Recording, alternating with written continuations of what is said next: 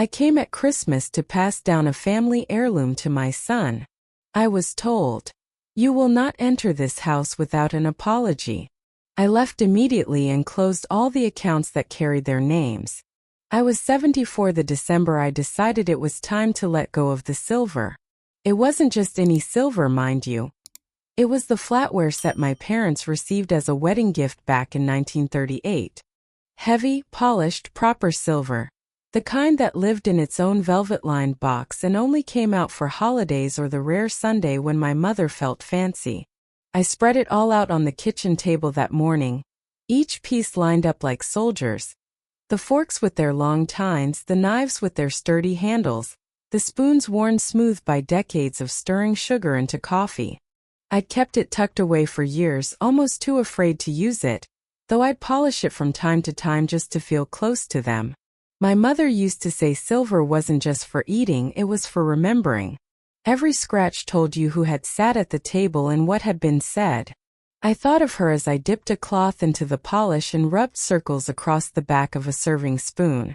The tarnish gave way slowly, and in the reflection I could almost see her face. Her hair pinned up, her eyes sharp but kind, reminding me not to miss the spots. She'd been gone for so many years, but in that moment she felt near enough to speak. When I reached the bottom of the box, tucked beneath the last layer of felt, I noticed a thin envelope I hadn't seen before. My hand stilled. The paper was yellowed, the edges curling just a little, as though time itself had tried to fold it away. Written across the front in my mother's hand were 3 words. "For Margaret only." My breath caught as I slid a finger under the flap. Inside was a single sheet, lined and faintly brittle. Her handwriting, neat and familiar, stretched across it.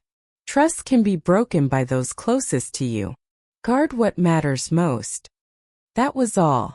No greeting, no signature. Just those words.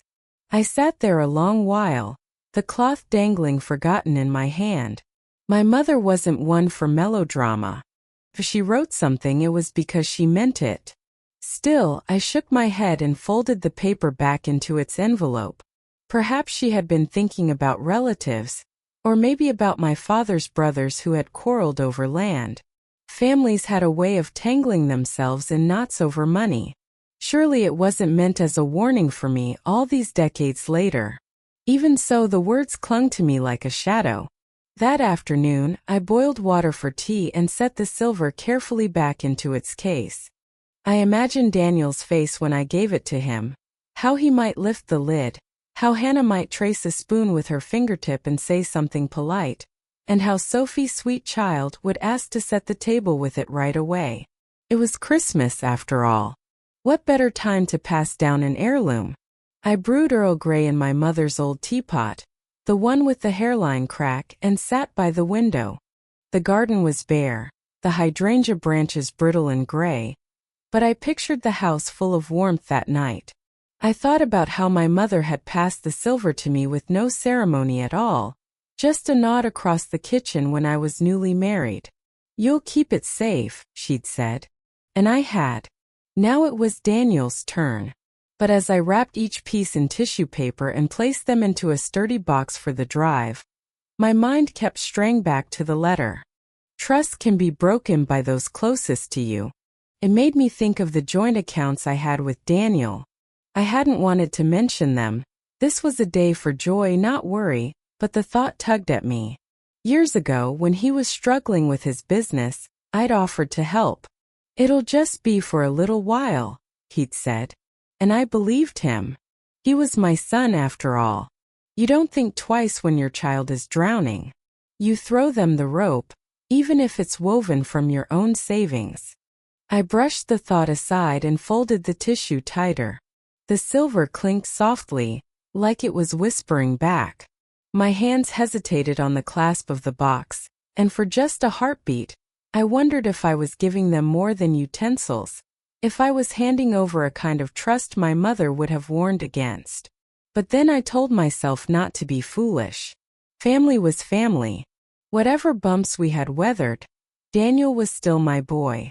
And this gift was meant to bind us closer, not open old doubts. When the last piece was packed, I placed the letter back inside the velvet lining. Somehow I couldn't quite bring myself to throw it away. Instead, I tucked it carefully beneath the forks, where only the most curious eyes would ever find it. Perhaps, I thought, someday Sophie might stumble across it and wonder about her great-grandmother's words. Maybe she'd laugh at them, or maybe she'd understand. As I closed the lid, I pressed my palm to the worn wood and whispered aloud, as though my mother could still hear me. "Don't worry, Mama. I'll guard what matters." The wind rattled the window pane just then, and the kettle clicked off behind me. I poured the last of the tea into my cup, the steam rising in little ghostly tendrils. I tried to let the warmth settle me, tried to quiet the unease that had slipped under my skin with that letter. Tomorrow, I told myself, would be beautiful. Tomorrow I would place this gift into Daniel's hands, and the silver would live on at his table, carrying the weight of every Christmas past and every celebration yet to come. The morning of Christmas Eve I woke early, long before the gray Seattle sun crept through the blinds. I set the kettle on the stove and let it whistle, the sound filling the quiet of my kitchen.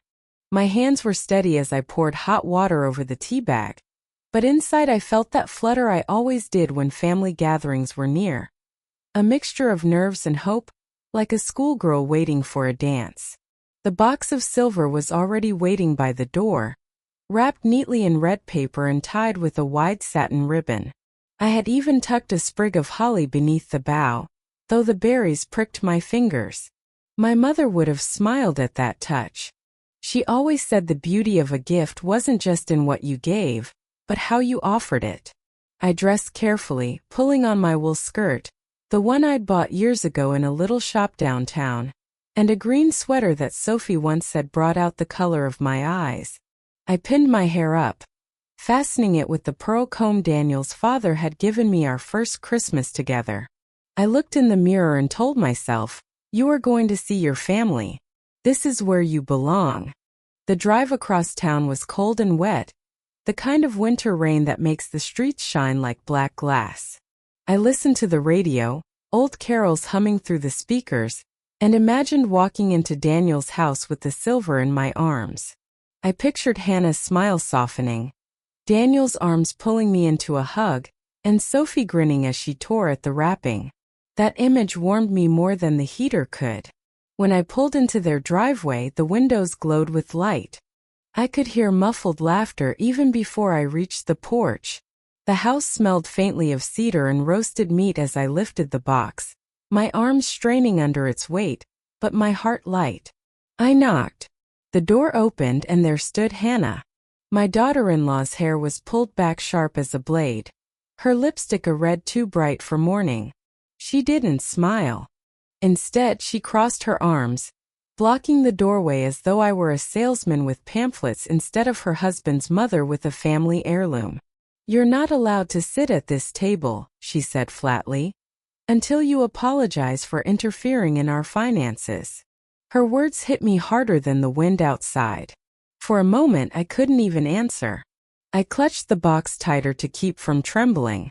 I began, but she lifted a hand, silencing me. "Not another word. Daniel and I made it clear. You've overstepped. If you want a place here, you'll admit it." Behind her, I caught sight of Daniel in the dining room. He was bent over the table, fussing with the plates and napkins, but I knew him well enough to see the pretense. He wasn't setting anything, he was hiding. He didn't turn, didn't call out, didn't meet my eyes. The laughter I had heard a moment ago was gone now, replaced by the sound of my own heart pounding in my ears. I wanted to plead, to say that everything I'd done, every check, every joint signature, was out of love, not meddling. I wanted to tell her that this box in my arms carried not only silver but the weight of my parents' lives, their faith in me, and my faith in them. But my words stuck fast in my throat. Hannah's eyes were cold, her smile sharp as glass. "Leave it there," she said, nodding at the porch. "We'll take it in." I looked once more at Daniel. For a heartbeat I thought he might lift his head, might walk to the door. might reach for me the way he used to when he was small and needed his mother to make things right. But he only adjusted a fork and kept his gaze fixed downward. So I set the box gently on the porch, the red paper already dampening in the rain. "Very well," I whispered, though I doubt she heard me. And I turned. The cold air slapped my cheeks as I walked back to the car. By the time I slid behind the wheel, the ribbon on the box was already sagging under the drizzle. I sat there a moment, my hands gripping the steering wheel, watching the glow of their windows. The sound of their laughter started again, muffled but clear, as though nothing at all had happened. I pulled out of the driveway slowly, careful not to skid on the slick street. My wipers beat back and forth, streaking the windshield as tears I hadn't realized were falling blurred my sight. The silver was behind me now, sitting like an orphan on their porch. But the real weight, the real loss, sat heavy in my chest. As the rain poured harder, I drove on, each red light stretching longer than the last. My sweater clung damp to my shoulders, and the pearl comb pinched where I'd fastened it too tightly. I told myself to breathe, to hold steady, to drive safely. But inside, all I could think was how quickly warmth can turn to ice, how swiftly a welcome can become a wall. I had come with a gift. Instead, I left with a silence that would echo long after the rain stopped falling. The rain had picked up by the time I left Daniel Street, coming down in long slanted sheets that streaked across my windshield. The wipers squeaked in their weary rhythm, pushing back the water but never quite clearing it all away. It matched how I felt. Like no matter how much I tried to wipe my heart clean, the storm inside me kept smearing it again. I kept both hands tight on the wheel, though I was hardly aware of the traffic around me. My body drove, but my mind drifted elsewhere, back to the choices I had made years ago, choices that seemed so natural at the time. I had opened those joint accounts with Daniel during one of his hardest seasons. His business, a little contracting company he was so proud of, had nearly folded after the recession. He came to me one night, his voice tight, eyes darting the way they did when he was ashamed to ask. "Mom, it's just temporary. Cushion, that's all. If I could put your name on the accounts, the bank would feel safer lending me more. I'll pay you back before you even notice." And oh, how quickly I agreed. Not because I was careless, but because he was my son. I remembered him at 8 years old, standing in our kitchen in muddy sneakers, holding out a frog in his small hands, asking me if he could keep it. He had always looked to me with that same pleading face, trusting I would say yes. How could I refuse him now? So I signed the papers. I thought I was being wise, supportive, loving. I thought I was giving him a rope to climb back up. Never once did it cross my mind that the rope could be turned into a noose for me. The red light at Rainier Avenue made me stop, though the car idled too long for my liking. My hands trembled on the steering wheel. I told myself it was the cold seeping in, but I knew better. It was fear. Not the sudden fear of an accident, but the creeping kind. The kind that settles in your bones when you realize something you trusted may no longer be safe. My mother's words from that letter came back to me, as if she had spoken them fresh that morning. Trust can be broken by those closest to you. Guard what matters most. I had brushed it aside when I found it, told myself it was just sentiment. But now, sitting in traffic with the rain hammering down, it rang like a bell. A warning I hadn't wanted to hear. The light turned green and I drove on. The city blurred at the edges. Neon signs, wet sidewalks, bundled people rushing with umbrellas. It all looked the same, but inside me everything had shifted. I thought about Hannah's face at the door, sharp with judgment, her voice like a slammed gate. "You're not allowed to sit at this table." And Daniel, my boy, my own flesh, pretending to fuss with forks rather than look at me. That cut deepest of all. It wasn't the silver I grieved for. It wasn't even the insult. It was the silence between us, the distance that no Christmas carol could bridge. I had raised him, nursed him, worked late shifts to buy his school shoes, and in return, he could not even lift his eyes to meet mine. The freeway stretched long and wet, the taillights ahead glowing like small distant fires. My heart thudded as if keeping time with the wipers. Each mile I drove, I asked myself the same question. Had I given too much? Had I trusted too blindly? The accounts felt like shackles now, invisible but tightening with every thought. I had meant them to be a lifeline, but in Daniel and Hannah's hands, they were something else entirely. A lever, a way to hold me quiet, to make demands I hadn't agreed to. By the time I turned onto my own street, the rain had slowed to a mist. The maple trees lining the block bent under the weight of it, their bare branches dripping like tears. I pulled into my driveway, turned off the ignition, and sat there in the stillness. The house looked the same as always, porch light glowing, curtains drawn against the dark, but I felt like a stranger arriving at a place I no longer recognized. My chest ached with something heavier than disappointment. I carried myself inside, set my keys in their bowl, and hung up my damp coat. I didn't bother turning on the lights right away. Instead, I stood in the darkened living room, listening to the soft tick of the clock and the faint hum of the refrigerator. The silence was so thick it pressed against me. I thought about the silver still sitting on Daniel's porch, the paper sagging in the rain. I thought about my mother's letter tucked inside, her warning sealed away like a prophecy. And I thought about how quickly a lifetime of trust could twist into a trap, sprung when you least expected it. I lowered myself into the armchair by the window and stared out at the wet street. The headlights of passing cars streaked across the glass, fleeting and cold. I wrapped my arms around myself and whispered into the empty room. Mama, you were right. The rain kept falling. And for the first time in years, I wondered if my own son might be the storm I should have guarded against all along. That night I couldn't sleep. I tried. I made chamomile tea, turned on the radio to the late-night station, even pulled an old quilt around my shoulders. But the house was too quiet and my mind too loud. Every time I closed my eyes, I saw Hannah's face at the door, hard and cold, and Daniel's downcast eyes refusing to meet mine. I sat in the armchair by the window until nearly midnight, watching the rain blur the streetlights. My thoughts circled back to the accounts, to my mother's letter, to the silver now soaking on their porch. I wanted to believe this was just a misunderstanding, that come morning Daniel would call, apologize, and everything would feel as it should. But deep down, a knot of unease tightened in my chest. It was near 1 o'clock when I heard the knock. Soft, hesitant. My heart skipped.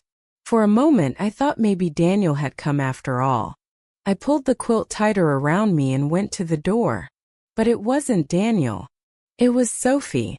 My granddaughter stood there in the rain, her hood pulled up, her cheeks flushed from the cold. She clutched a folder to her chest like it was the only thing holding her together. "Grandma," she whispered, stepping inside before I could even ask. Water dripped from her sneakers onto the rug. I had to come. I couldn't keep this to myself. I guided her into the living room, worry prickling at me. She looked too pale, too serious for a girl of 17.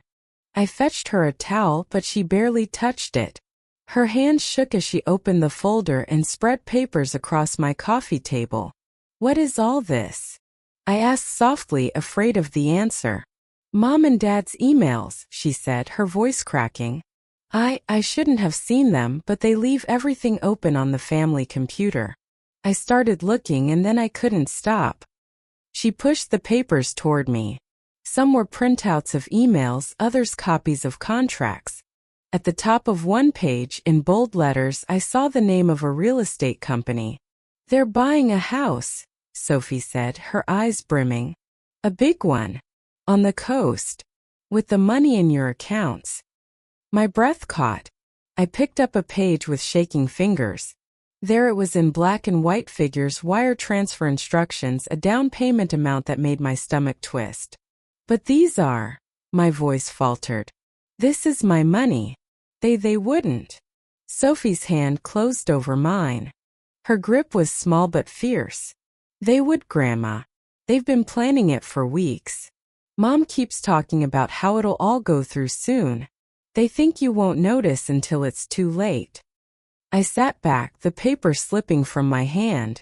The room seemed to tilt, the edges of my vision blurring. My son. My own son.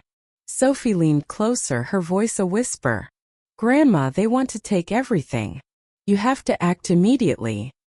The weight of her words pressed on me harder than the rain against the window. I wanted to deny it, to tell her she was mistaken, that Daniel would never do such a thing. But I saw the fear in her eyes, the urgency. And I knew. Deep down I knew. All at once the pieces clicked into place. Hannah's demand for an apology. Daniel's silence. The sudden shift in how they treated me. It wasn't about pride or wounded feelings. It was about control. They wanted me quiet, pliant, so they could strip away the last of what I had. I closed my eyes and drew in a shaky breath. My mother's letter echoed again in my ears. Trust can be broken by those closest to you. Guard what matters most. I opened my eyes and met Sophie's gaze. She looked so young, yet in that moment she was my anchor. Thank you, sweetheart, I whispered, reaching to brush a damp strand of hair from her forehead. Thank you for telling me the truth. She nodded, but her lips trembled. I don't want them to hurt you. I gathered her into my arms, holding her as tightly as I could. She smelled of rain and fear and the faint lavender shampoo I'd bought her once for her birthday. I felt her shoulders shake against me. They won't, I promised, though I wasn't sure yet how. We'll find a way. When she finally drifted to sleep on my couch, wrapped in the quilt, I stayed awake. The documents lay scattered on the table, silent witnesses to betrayal. I stared at them until dawn crept gray over the horizon. By morning, my grief had hardened into something else. Resolve. They had underestimated me. They thought I was weak, too old, too trusting. But they had forgotten something. I had built a life before Daniel was even born. I had stood through storms before. And I would not let them strip away everything I had left. As I watched Sophie sleeping peacefully, her hand still curled around the edge of the quilt, I made my decision. The accounts would not remain in their hands another day. The morning after Sophie came with those papers, I rose with a steadiness I hadn't felt in years. I barely slept, but I didn't need sleep. Resolve was enough to carry me. I brewed my coffee strong, dressed in my navy coat, and tucked the folder Sophie had brought into my handbag. Felt like armor. Sophie stirred on the couch as I laced my shoes. Her hair was tangled, her face soft with sleep. I touched her shoulder gently. Stay here, sweetheart. I have to go to the bank. Her eyes fluttered open. Grandma, be careful. I nodded, kissed her forehead, and stepped out into the crisp morning. The rain had eased, leaving the world washed clean but raw. The streets glistened and my breath hung in small clouds as I walked to the car. The drive downtown was quiet. My hands gripped the wheel tighter than usual, but my heart beat with something sharper than fear. Something like determination. For too long I had told myself trust was enough. Now I knew better. The bank's glass doors loomed tall, reflecting the gray sky. I paused, drawing one deep breath before I pushed inside. The familiar scent of paper, ink, and polished floors hit me. How many times had I come here over the years, believing this place held my security? The young clerk at the counter glanced up, recognition flickering in her eyes. Good morning, Mrs. Avery. How can we help you today? I straightened my shoulders. I need to speak with the manager. Immediately. Her eyebrows lifted, but she didn't argue. Within minutes, I was seated in a small office, warm with the faint hum of a space heater. The manager, a kind man named Mr. Patel, entered with a file in his hand. He had always been polite, but today his expression carried something else, concern. Mrs. Avery, he began carefully, I'm glad you came in. There was some unusual activity on your accounts last night. My stomach tightened. Unusual. He opened the file and slid a paper across the desk. An attempted transfer substantial, nearly the full balance. But it was flagged after we received a call from your granddaughter, Sophie. She insisted we place a hold until you could confirm. For a moment I couldn't speak. My throat tightened, my eyes stung. Sophie, my sweet girl, had saved me in the nick of time. Was it my son? I managed at last. My voice was a whisper, but I saw in his eyes that he already knew. He didn't answer directly. Instead, he leaned forward, his tone gentle but firm. Mrs. Avery, I need to ask, do you wish these accounts to remain joint? Or would you like to make changes? I closed my eyes for just a heartbeat. In that darkness, I saw Daniel as a boy, tugging at my hand on his first day of school. His small voice saying, "Don't leave yet, Mama." I saw the man at his wedding, beaming as he held Hannah's hand. And then I saw him last night, avoiding my eyes as his wife barred me from their table. When I opened my eyes, my decision was clear. I want to remove him. I want to close these accounts and move the funds somewhere secure. Mr. Patel nodded, as though he had been waiting for me to say it. We can do that today. We'll also set up safeguards, limits, alerts, additional verification steps. You will have full control. As he spoke, grief and relief tangled inside me. It broke my heart to take this step, yet pride flickered too. Sophie had bought me the time I needed. She had seen the danger I had blinded myself to. Mr. Patel slid forms across the desk. My pen moved firmly, each signature steady, each stroke a reclaiming of myself. The notary was called in, her stamp pressing down with a satisfying finality. With every document sealed, I felt a piece of the trap loosen. When the last paper was signed, Mr. Patel looked at me with quiet respect. You've protected yourself, Mrs. Avery.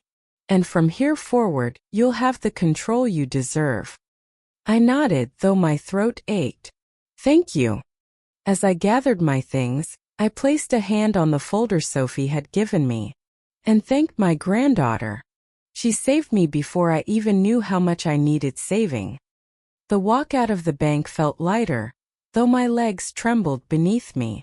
Outside, the sun broke briefly through the clouds, gilding the wet pavement. Felt almost like a blessing. Back home, Sophie was waiting at the kitchen table, her hands twisting nervously in her lap. When I told her what had happened, that her warning had stopped Daniel's attempt, her eyes filled with tears. You were so brave, I whispered, pulling her into my arms. Do you know that? You stood up when no one else did. You saved me, Sophie. She pressed her face into my shoulder, her voice muffled. I just didn't want them to hurt you. I stroked her hair, my own tears slipping free at last. They won't. Not anymore. That night, I lay in bed with a strange mixture of sorrow and strength. My trust had been betrayed, yes. My son had turned against me in ways I never imagined. But I still had Sophie. I still had myself. And now at last I had my life back in my own hands. When I woke the next morning, the rain had finally stopped. The sky outside my bedroom window was pale and still, the kind of quiet gray that makes you feel the world is holding its breath. For the first time in days, I felt steady. The fear had drained away, leaving something sharper in its place, resolve. I made my coffee strong and buttered a slice of toast, though I hardly tasted it. My mind was already at the bank. I had unfinished work, and I wasn't going to rest until it was done. By 9 o'clock, Sophie and I were seated across from Mr. Patel again, the folder of documents between us. She had insisted on coming with me, her young face set with determination. If they try again, Grandma, I'll be right here, she'd said. Her words warmed me more than any coat could. Mr. Patel greeted us with a nod and laid out a stack of fresh papers. Yesterday we secured your accounts, Mrs. Avery. Today we'll take the next step, creating a trust. The word itself felt solid like stone under my feet. A trust. Something that would outlast arguments, demands, or schemes. Something they couldn't twist out of my hands. He explained each step carefully. I listened, pen poised, while Sophie leaned close, following every line with wide eyes. We decided together. The new trust would hold all my assets, savings, investments, even the deed to my home. And Sophie would be the sole beneficiary. I glanced at her then, my heart aching with pride. "You'll carry this forward," I whispered. "Not because of the money, but because you've shown me what trust truly means." She nodded, her eyes shining. The documents came one after another. I signed my name in careful strokes, the pen gliding across paper that would become my shield. Each page carried a weight, and with every signature, I felt another piece of my freedom returning. When the notary arrived, she pressed her stamp firmly, the seal leaving a raised impression that caught the light. The sound of its sharp final settled deep in my chest like a heartbeat. Mr. Patel leaned back at last, his voice quiet but respectful. "It's done. You've secured everything, Mrs. Avery. And no one, not even family, can touch this without your consent." I let out a breath I hadn't realized I was holding. Relief washed over me, mingled with a grief too deep for words. It was one thing to build walls against strangers. It was another to build them against your own child. Still, as I gathered the papers into their folder, I felt a kind of peace. I hadn't chosen this battle, but I had chosen to finish it. Outside, the air was crisp, the sidewalks wet and gleaming. Sophie and I walked arm in arm back to the car. She squeezed my hand. "You did it, Grandma." I smiled faintly. "No, sweetheart. We did it."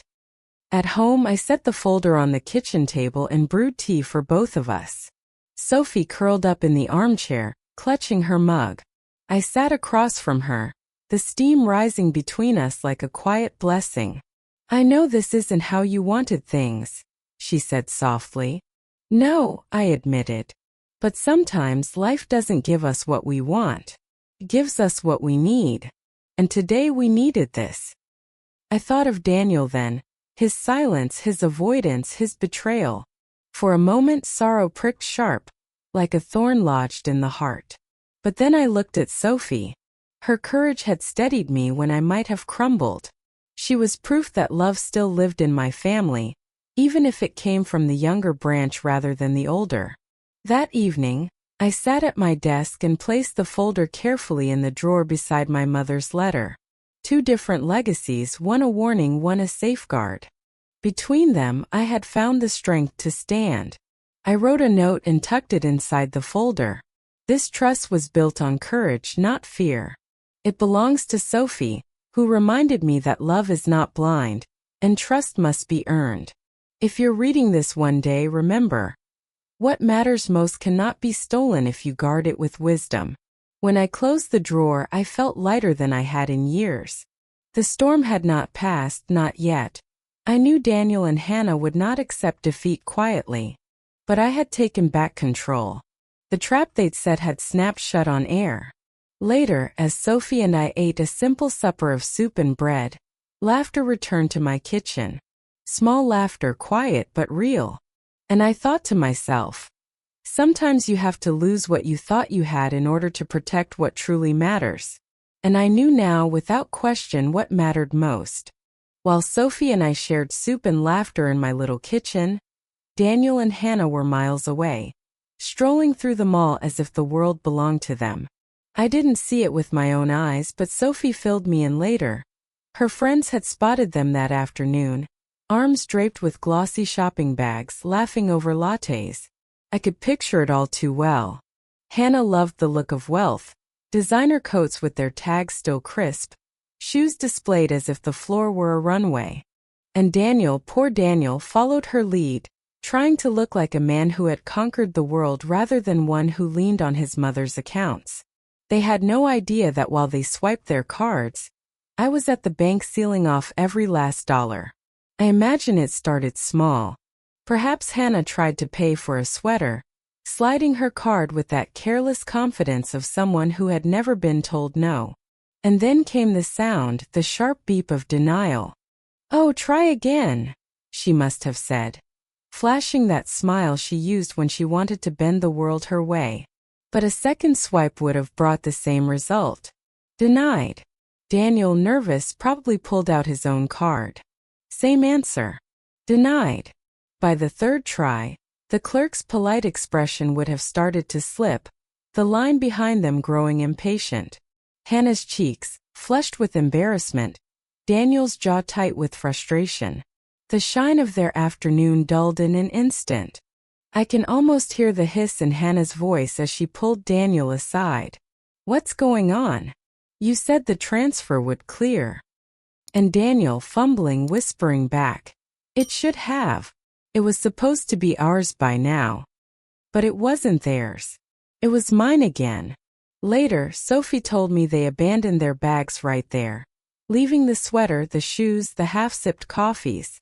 They stormed out of the mall, Daniel's face red, Hannah's sharp with fury. For me, hearing it felt like vindication. Not joy, never joy, not when it comes to your own child, but a grim sort of justice. For once, the rope had slipped from their hands. Back at home, I brewed another pot of tea and sat at the kitchen table with Sophie. The folder with my trust documents lay beside us, the ink still fresh, the notary seal pressed deep into the paper. "They know now," Sophie said quietly, watching me. "Yes," I answered. "And they won't take it kindly." The truth settled heavy between us. I had braced myself for this moment. I knew the fury would come, the storm of their anger when they realized what I had done. But instead of fear, I felt calm. For the first time in weeks, I was not the one at risk of being stripped bare. I had acted. I had chosen. And their outrage, however loud, could not undo what was written in those notarized pages. I rose and set out 2 teacups, the steam curling upward like ribbons. Sophie reached for hers, her hand steady now. "You know what I think, Grandma?" she said, her voice carrying that clear note of youth that cuts through shadows. "I think they underestimated you. They thought you'd sit quiet, that you'd never fight back." I smiled faintly. They've forgotten who raised Daniel. I didn't get this far in life by letting people walk over me. Still, as evening settled and the lights of the neighborhood blinked on one by one, I couldn't help but wonder what would happen when they finally came pounding at my door. I pictured them driving home from the mall, every failed transaction adding fuel to their anger. Hannah snapping accusations, Daniel gripping the steering wheel tighter, their words tangling into blame and panic.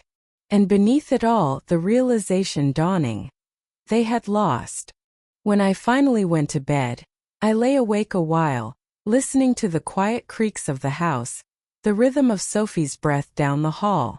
Outside, the wind rattled the bare branches against the window. The storm was coming, I knew. They wouldn't stay silent, not when they believed everything was theirs for the taking. But I was ready now. The silver, the accounts, the trust, I had reclaimed it all. And when the knock came, when their voices rose, I would not be the one trembling. I turned off the light and whispered into the dark. "Mama, I've guarded what matters most." And for the first time in many nights, I drifted into sleep not with dread, but with a quiet, defiant peace. The clock had just chimed 7 when the door rattled under a heavy knock. No, not a knock, a pounding. Sophie looked up from the book she was reading at the table, her eyes wide. "They're here," I said simply. My voice sounded calm even to me. I rose, smoothed my skirt, and walked to the door. When I opened it, Daniel and Hannah swept inside like a gust of icy wind. Their faces were tight, their movements sharp. Daniel's eyes darted around the room restless, while Hannah's gaze cut straight at me like a knife. "What did you do?" she hissed before the door had even closed. Daniel followed, his voice louder, trembling with fury. "Mom, the accounts, our cards, everything's locked. How could you do this?" I closed the door gently behind them, my hand steady on the knob. Then I turned, meeting their anger with the quiet strength that had been building in me for days. It wasn't yours to begin with, I said. Hannah let out a short, bitter laugh. Not ours? You gave him access. You let him manage it. Don't play dumb now, Margaret. Daniel's face flushed. You always said you trusted me. After everything, after I asked you for help, you said. I said I would help you, I interrupted firmly. I never said you could take everything from me. For a moment the room was heavy with silence. Sophie shifted in her chair, her eyes flicking from me to them, but she didn't speak. Hannah stepped forward, her voice dripping with contempt. Do you know what you've done? Do you know how close we were? That house, it was going to change everything. And you ruined it. Her words hit me like stones, but I didn't flinch. Instead, I crossed to the table, pulled open the folder, and slid the stack of notarized documents across the wood. The embossed seals gleamed under the lamp. This, I said, my hand resting on the papers, is my trust. Signed, sealed, and protected. Every penny, every asset mine. And when I leave this world, it goes to Sophie. Not to you. Not to Daniel. Not to anyone who would betray it. Daniel's eyes finally met mine then, and for the first time in years I saw shame flicker there. But Hannah's face hardened, her jaw set tight. You're making a mistake, she spat. You think Sophie will take care of you? She's a child. She doesn't know how the world works. She knows more than you do, I replied, my voice steady. She knows what loyalty means. She knows what it means to protect someone instead of bleeding them dry. Daniel stepped closer, his hands trembling at his sides. Mom, please. We needed that money. You don't understand. I understand perfectly, I said, cutting him off. I understand that you were willing to drain me dry for your own comfort. That you stood by while your wife shut me out of your home, while she demanded apologies I did not owe. I understand more than you think. His shoulders sagged then, as if the weight of his own choices had finally settled on him. But Hannah's fury burned hotter. You'll regret this, she snapped, her voice sharp as glass. You'll die alone in this little house, and no one will be there to save you. I stepped closer, close enough that she had to meet my eyes. Better alone than surrounded by thieves. The silence that followed was so heavy I could hear the ticking of the clock. Sophie rose quietly and came to stand at my side. Her small hand slipped into mine, warm and steady. That was when Hannah's mask cracked just for a moment. Her eyes flicked to Sophie, saw the quiet defiance there, and she turned away. Come on, Daniel, she snapped, pulling at his arm. We're wasting our time. He hesitated, oh how he hesitated, torn between us. But in the end, he followed her to the door. He didn't look back. The door slammed behind them, the echo rattling through the house. For a moment I simply stood there, Sophie's hand still in mine, listening to the quiet return. Then I let out a long breath, the strength leaving me in a rush. My knees trembled, but I stayed standing. It's done, I whispered. Sophie looked up at me, her eyes bright with both fear and admiration. You were amazing, Grandma. I smiled faintly, brushing a strand of hair from her forehead. No, sweetheart. I was simply protecting what was mine. We sat down together at the table, the documents between us like a shield. The storm had passed, but I knew its aftershocks would linger. Still, I had spoken my truth. I had drawn my boundary, and for the first time in a long while I felt free. It was a month later when I finally moved. Not out of fear, not out of shame, but out of choice.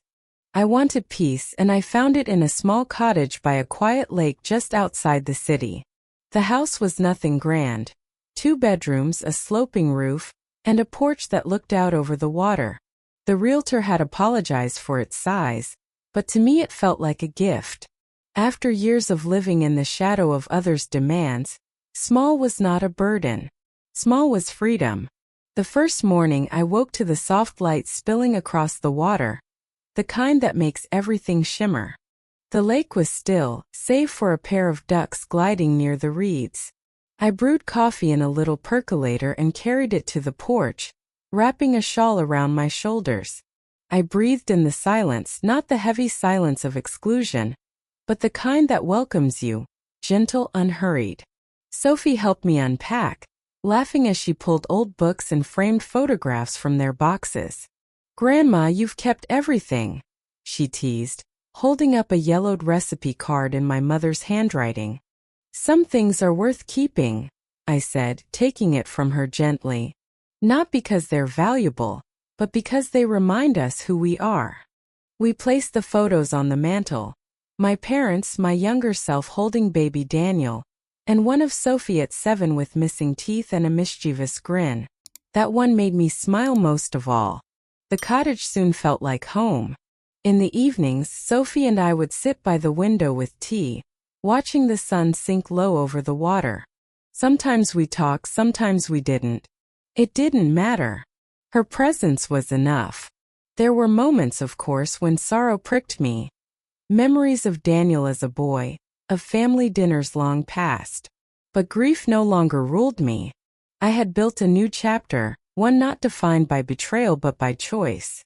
One evening, as Sophie and I shared a simple supper of stew and bread, she looked at me thoughtfully. "Grandma," she said, "I think you're happier here than you've been in years." I reached across the table and squeezed her hand. "I am, sweetheart. Because for the first time, I'm living in a place where love sits at the table, and nothing else." The lake glimmered in the twilight, the water catching the last traces of sun. I felt it then deep in my bones. I hadn't lost everything. I had found the part that mattered most. One quiet afternoon by the lake, I opened the silver case again. The spoons and forks gleamed under the soft light, each piece polished as if waiting for a table that no longer existed. I traced a finger along the velvet lining and found the envelope, just where I had tucked it back. My mother's letter. "Trust can be broken by those closest to you. Guard what matters most."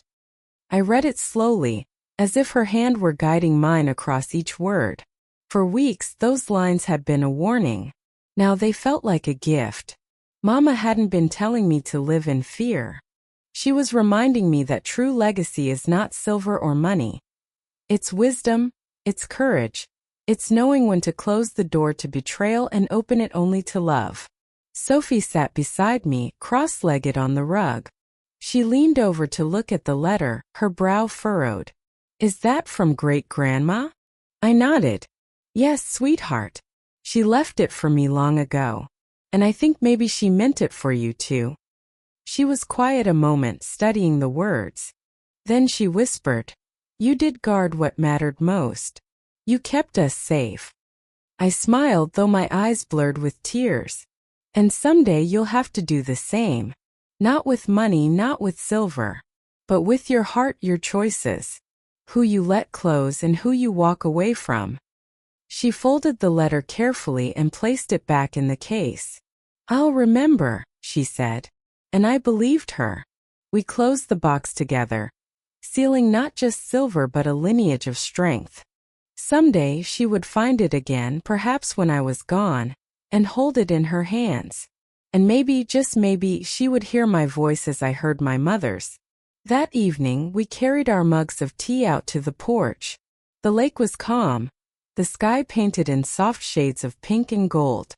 Sophie leaned her head on my shoulder and I thought, this is what endures. Not the house Daniel wanted, not the bank accounts, not the weight of betrayal. The true inheritance was sitting beside me. The bond between us, the courage we had shared, the boundary we had drawn together. I looked out across the still water and felt no bitterness, only peace. Mama had been right. Trust can be broken, but love, once chosen and protected, can outlast everything. And that was the legacy I would leave. My dears, if in this story you saw yourselves, be sure to write about it in the comments. I would be very interested to read it. Thank you.